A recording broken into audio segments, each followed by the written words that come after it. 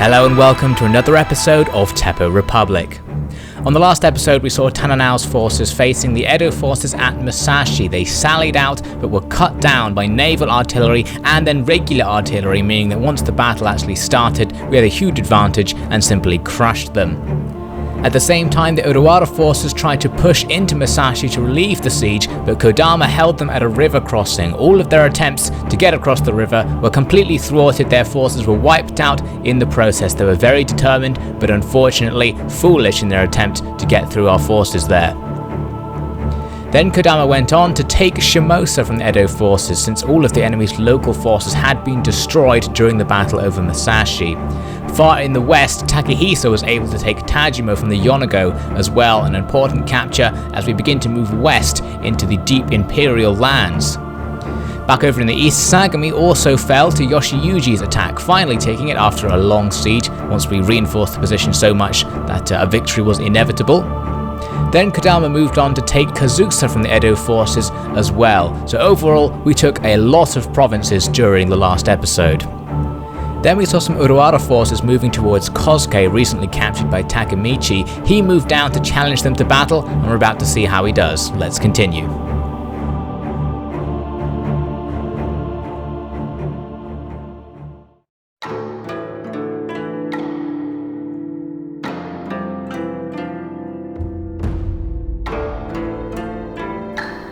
Since the beginning of this movement, of which I should point out I am a wholehearted supporter and collaborator, we have talked much of how the ultimate goal is to improve the lives of the people, realize their nascent dreams of a better world. And yet, as we approach the end of the first year of true revolution, all that we have achieved seems hard to explain to those very people who entrusted us with unheard of power. Why is it that our whole domain is geared towards acts of the military? Every factory, every railroad, every farm all feel the same unescapable burden of a bloated war. Why is it that we budget the lion's share of our revenue for military forces that are far beyond what we need for mere protection? Rubbish! Why do we have to listen to such uneducated fools babbling whatever they can to win the people's approval? The answer to your unwanted question, sir, is that this war is far from over, and that if we are defeated, the people will feel the childish wrath of the victor for their crimes against the old ways. To not see this is either idiocy or treachery. Until all rifles are lowered or all Japan is under our control, I will not tolerate a single motion that lessens the priority of this war.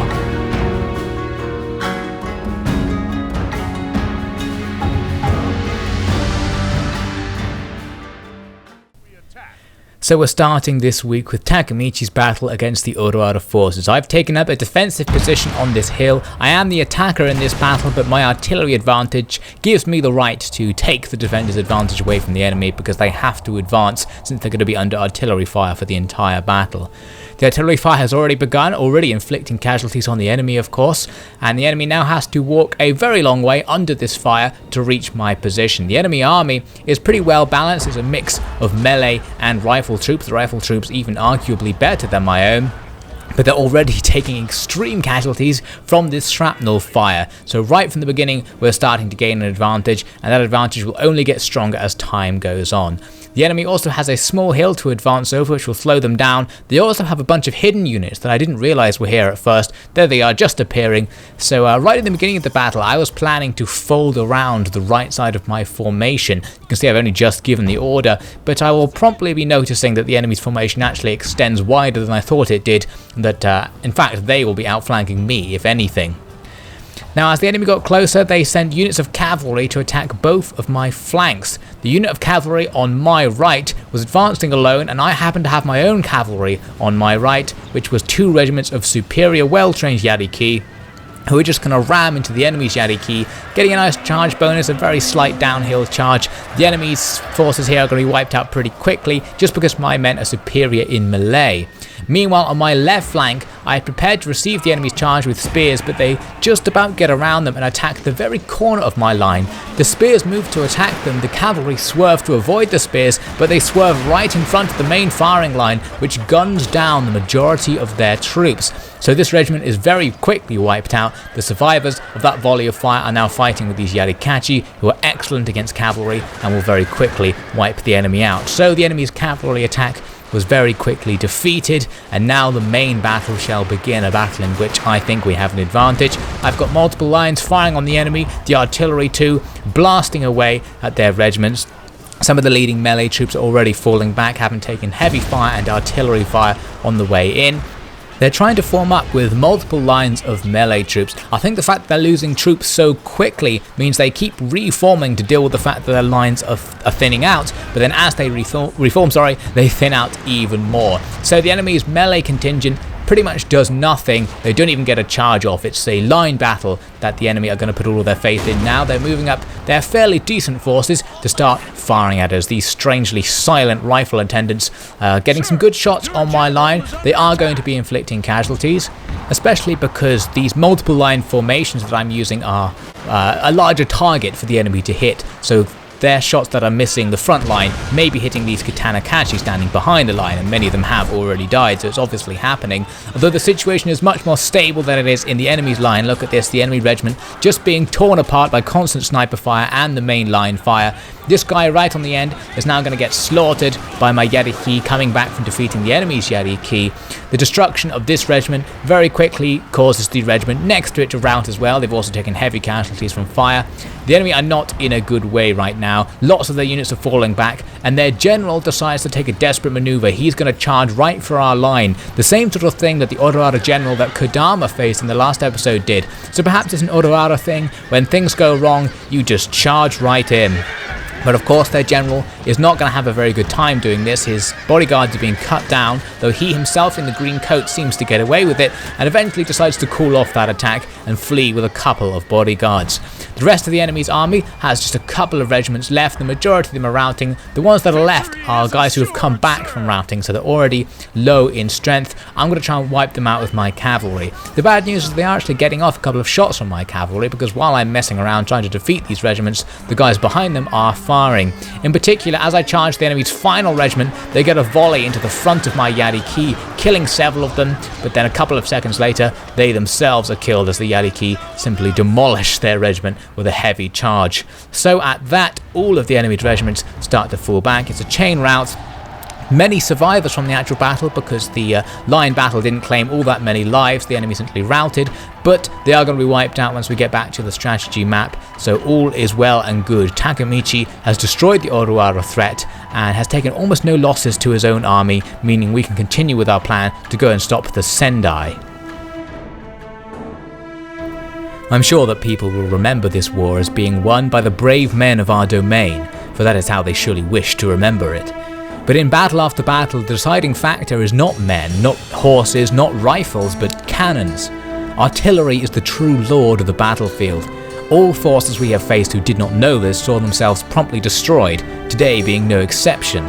The enemies who did give artillery its proper place gave us the hardest fights of the war. Perhaps there shall be a time when wars do not require armies at all, only guns that can level cities at a moment's notice, keeping the whole world on edge. It's a strange path for the once sacred tradition of war to take, but I guess that's just the modern way. So here are the battle results. A perfectly acceptable fight, moderate casualties, the whole enemy army wiped out as it routed off the field, a statue even erected to the victory. This means that Kosuke is now temporarily safe and Takemichi can start heading north once again. The plan, as we mentioned in the last episode, is to stop the Sendai forces who are currently looking like they're going to invade Echigo. I move him up to stand on this bridge for now. There's pretty low chance of the Edo invading, but they might in the meantime. Here are those Sendai forces, 2 stacks moving down towards Echigo. It'll even be a challenge for Takemichi to get there in time, but I am probably going to need him there because I only have these weak, disparate forces hanging around in Echigo who may not be able to stop both stacks if they attack at once. Now back on the western front, I wanted to see whether General Kunimitsu could move into Inaba. First, I'm moving a shinobi up to see if the Yonago forces have any forces on the road moving into the province. It looked like they didn't, so I'm going to start moving in. Kunimitsu is going to lie in wait in these forests by the road. The hope is that Inaba will turn out to be pretty much undefended and that Kunimitsu can take it without waiting for Takehisa to catch up, because the public order in Tajima doesn't really allow him to leave the province at this time. Further south, Takeyuki has to decide what to do. There's various threats to Harima, but it's also really about time that I moved on to start attacking enemy provinces. I need to move west at some point because we've been defending this area for so long, but the main threat is that the enemy can counterattack through Awaji and hit Harima from the south. They can also naval invade, as we've seen several times. So I decided for now I'm going to play it safe and just try and clear up some of the mess in Harima before moving on. It's in my interest to do this because I do actually have reinforcements on the way who will be able to hold Harima once they arrive so that Takayuki can move on. I also have that full stack at Setsu who may be able to come up and help as well. So overall, there's about 3 stacks who will be able to come to this part of the theatre of war and should allow me the chance to attack, perhaps with 2 of them moving west.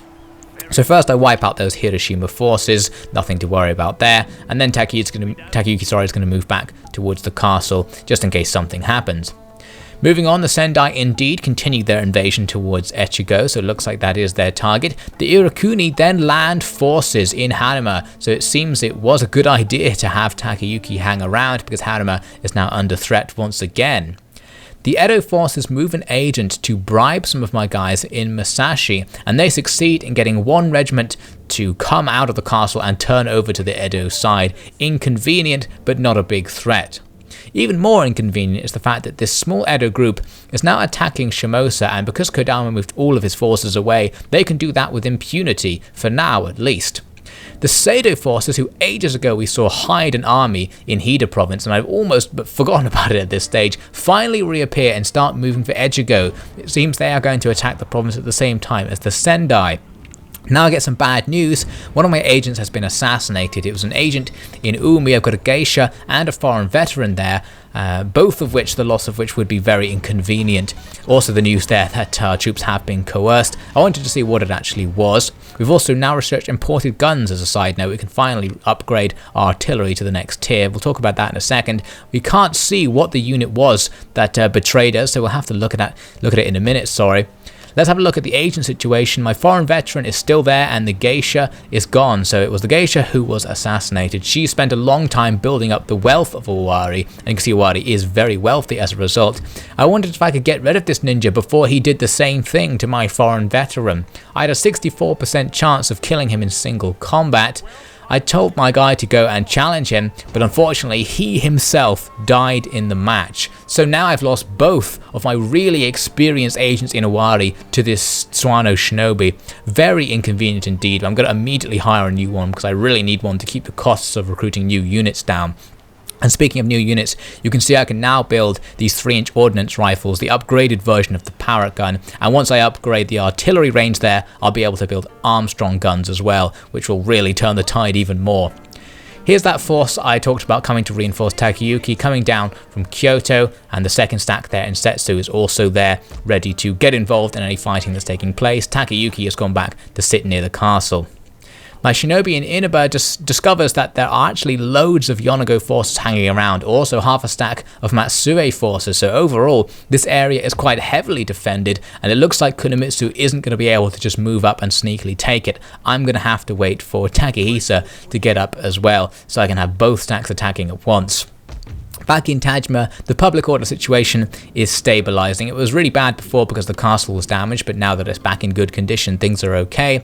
So Takehisa is going to begin his march out and go and join Kunimitsu.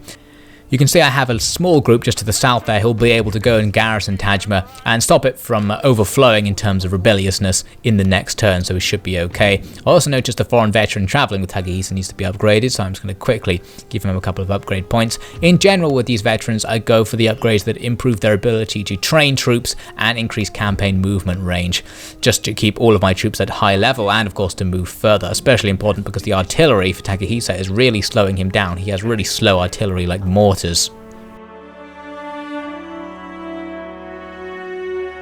Tomorrow morning I face him, Miss Tokiyuki's killer. He has agreed to a fair bout of combat, man to man, at a site of my choosing no less. I'm glad to see that even these shadowy thugs have a similar sense of honour to those of refinement, but judging how he got to the good lady without a scratch on him, I wager he's a warrior of some skill. I cannot be sure that I will be alive at this time tomorrow, so I wanted to write a few words for my staff. You have all been most gracious, and I don't regret a single minute spent away from home in such fine company. I truly believe that this republic will bring great good to the world, and I am indescribably proud to have helped it in my own small way. I pray that I may continue my work with the memory of Miss Tokiyuki avenged. To aid the situation in Echigo, I'm moving up the remnants of Kodama's army who've just left North Shinano to go and garrison the area. I leave the artillery behind to get the infantry inside so that they can regenerate troops prior to the battle. I'm hoping the Sado forces can't catch up with those artillery and defeat them. I guess we'll find out. Now Kosuke is in a little bit of danger because if I move Takemichi away from it, I'll then have a completely ungarrisoned border city that the Edo or the Odawara could very easily come and take from me, and then of course they'd have free access to some of the more important inner provinces. So I wanted to try and defend it with at least something. I found some free forces in Izu who could do that, but it's going to take them ages to get there. So instead I decided I'd move some of the guys down here in Musashi up to deal with the situation. First though, we need to deal with those traitors. It turns out to be a squad of spear levy, pretty high level, so a shame to lose them, but of course no problem for Tananao to simply wipe them aside. So we kill them for their treachery of the revolution, and Tananao levels up for doing so. Excellent news. So it was very nice of the Edo agent to essentially feed Tananao some experience to give him that extra rank up. So Tananao is now going to start moving up north to essentially replace Takemichi in his position. I have so many forces around here, I don't need all of them to go on the offensive against the relatively lightly defended local enemy provinces, so it's fine to sacrifice an entire stack just to go and guard Kosuke on a just-in-case sort of basis. This means Takemichi can now start moving north towards Echigo. It's going to take him a while to get there, and he almost definitely won't get there before the first of the two Sendai stacks arrives. But if the first stack arrives and lays siege and then waits for the second, Takemichi should arrive in time to relieve that siege. Yoshiyuji needs to do something as well. There are some forces hanging around in Musashi, but there's not enough of them to take the castle or do anything particularly serious. So Yoshiyuji's main force is actually going to start moving to go on the offensive yet again. You can see Shimosa is in a bit of trouble. They have public order problems, but they can be swiftly dealt with, as will be the forces who are causing those public order problems, that small Edo group who Kodama can now hunt down. He's just moving out of Kazusa, which is now stabilized in terms of public order. You can see those guys did almost no damage to Shimosa, so I can quickly repair the damage they did do, and now Kodama can start chasing them down. I had to get rid of the artillery to get even close, but even without the artillery I couldn't quite attack them. But what I could do is move the cavalry led by Kodama to go and initiate a battle. The infantry will come in as reinforcements, the balance bar becomes very far in our favour, and we are able to get rid of these guys. So that's cleaned up Shimosa as well. Things are looking pretty good on this battlefront now. There are still a couple of Edo groups hanging around who could cause trouble in our backlines, but gradually we have managed to stabilise the situation. The public order situation is going to be a problem because slowly the public order is degrading because many of these provinces are fully shogunate, and it's going to take some time to convince them to the imperial ways, but we've got time because it looks like the enemy don't have anything in the border provinces to counter-invade, so there's really no threat and no rush. We can stabilise the area fully and make sure things go our way. Moving on, the Sendai continue their advance down towards Echigo, moving both stacks as predicted. The Uekuni stack moves towards Setsu, not very far due to its lack of movement points, but it still looks like Harima is not going to be attacked. The Yonago then decide to send their fleet to attack my fleet near Kawachi. Of course, we've seen many other clans attempt this, and this Yonago fleet isn't even particularly powerful. We actually have an advantage on the balance bar, even discounting the defender's advantage which we're going to have. So let's head down onto the seas and see what happens. Perhaps it will be different to the usual affair. I've set up my formation in a long line, and the immediate threat to me is that it looks like a pack of whales is coming right for my boat. So the enemy probably won't have much luck trying to take us down, but if we get torpedoed by whales before the battle even starts, that wouldn't be too good. Luckily, these sea mammals managed to work out what's going on and duck underneath the ship. So we're safe from that front of the attack. Now we just have to wait for the enemy to show up and see if they can do any better than these graceful sea creatures. The enemy arrive, and we're going to do this all in fast motion because you can pretty much just guess what's going to happen here. They're just rolling up, and I'm bombarding their leading ships with explosive shot, and they're surrendering one by one. The key to the strategy is to always force the leading ship to surrender before the ship behind it can reach the same position, or the edge of your firing range, that is. And this just about works in this case. The enemy do start turning to actually fire at us, but they don't really get many shots off. So now the third ship coming in is getting taken out pretty rapidly. You can see the fourth ship actually curved off and is almost going around our line, meaning it's not taking very much fire, and it actually gets away with it. It goes away, goes out of our firing range, and then repairs the damage done to itself. So they'll be back in a moment. Meanwhile, the other ships coming in are facing the same fate as the initial ships, coming in and just getting blown apart. Now that there's several burning ships in the way, the accuracy of my ships is being reduced. Some of these ships will act as cover for the other guys coming in, but not very good cover. All the shots going off in midair will still be starting fires on the ships as they come in. This guy here decides to go right around the zone of death and try and get around the dead ships that are everywhere blocking his path. However, that doesn't really help. He's still taking fire as he comes into range. The rest of the Yonago fleet is going to still just plow straight ahead, try and budge past all of the dead ships. One of them just about manages it, but surrenders as they get to the other side. The guy trying to go around surrenders as well, leaving only the guy who went right off to the side, repaired himself, and is now coming back in the battle.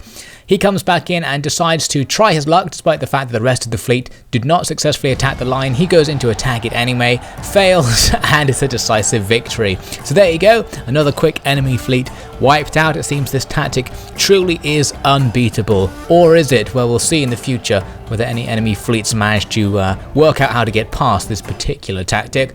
The battle results aren't too surprising. All enemy ships lost, none of our ships lost, and I'm not sure we even took any damage. The enemy didn't really get any shots off on us during the battle, so overall a perfect naval engagement.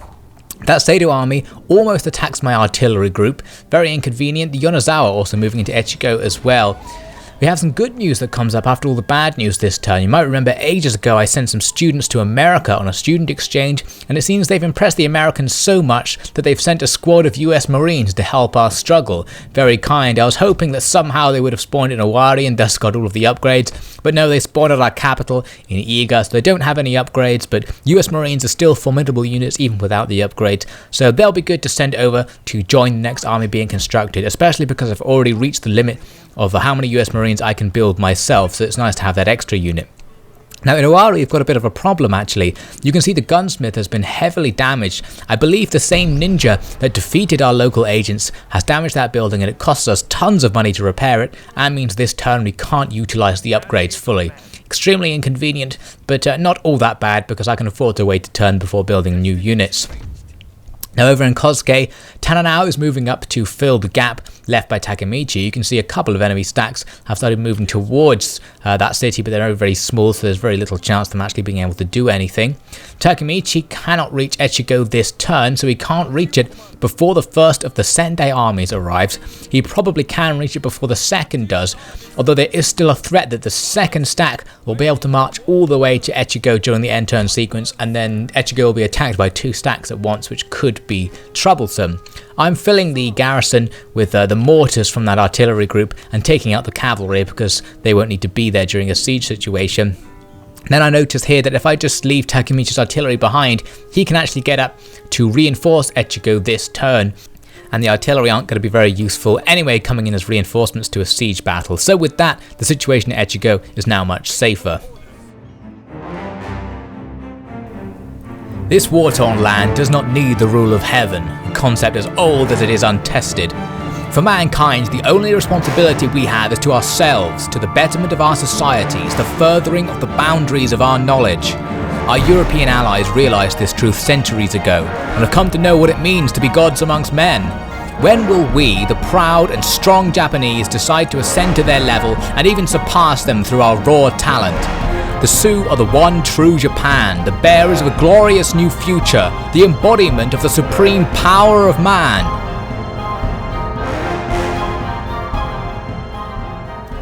Next, it's time to move Yoshiyuji and Kodama. For Yoshiyuji, he is ready to move on to attack the next Edo province. However, he can't reach it this turn. He can get somewhat into the province, but not close enough to attack.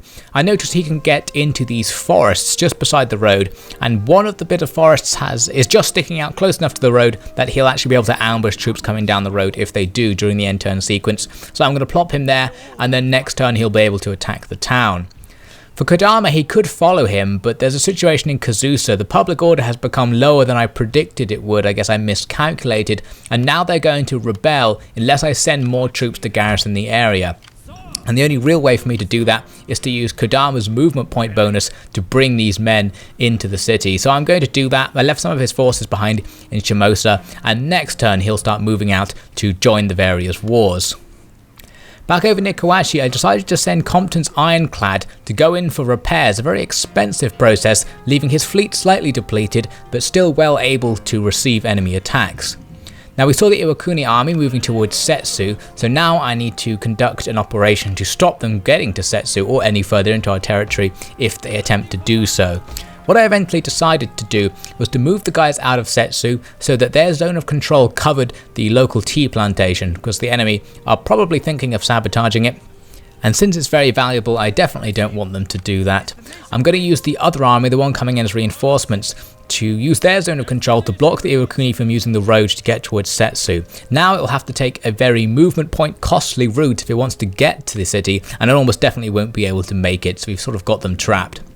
For Takayuki, I have two options really, and I was deciding what to do. I could either hang around and put an ambush on the road towards Harima, because we've got these enemy forces to the west who look like they might be willing to come in and attack, or I can take a more offensive posture and go right up to the border, and because I'm bored of defending, I decided I would do the latter option. We're going to try and attack the next province and hold off any enemy forces who try and attack us during the end turn sequence. In Inaba, I'm going to push my attack up, as now Takehisa has linked up with Kunimitsu and we're ready to go. My plan was to have Kunimitsu be in hiding whilst Takehisa deployed slightly further ahead on the road. Thus, the Yonago stacks might try and attack Takehisa thinking they'd have an advantage. Kunimitsu would suddenly appear, having not actually ambushed them because he's further behind, and would have a nice even battle, giving me a chance to wipe out all of the local Yonago forces in the area. Moving my shinobi up, I noticed that Inaba is an extremely valuable province. It's the most valuable province I've seen in all Japan, certainly more valuable than even the most prosperous of the Sioux cities. So they've got a very nice construction here, so it's critical that I take this area to deny the Yonago that income, and of course I would like to have that income for myself. Moving on, the Sendai continue their advance, but they move past Echigo. It seems Echigo wasn't their true target. Very interesting, we'll have to see how that develops. Now the Matsue forces decide to send one of their fleets towards my slightly depleted fleet at Kawachi. Compton's Ironclad can still come into the battle, but only as reinforcements, so I can't deploy it as part of the main line in the crossing the T formation. But that doesn't stop me from doing the formation with the ships I have left. Hopefully they will be enough to stop the enemy. We'll find out what happens next time.